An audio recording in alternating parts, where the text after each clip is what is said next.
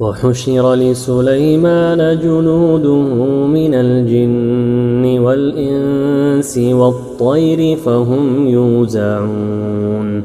حتى إذا أتوا على واد النمل قالت نملة يا أيها النمل ادخلوا مساكنكم لا يحطمنكم سليمان وجنوده وهم لا يشعرون فتبسم ضاحكا من قولها وقال رب أوزعني أن أشكر نعمتك التي أنعمت علي وعلى والدي وأن أعمل صالحا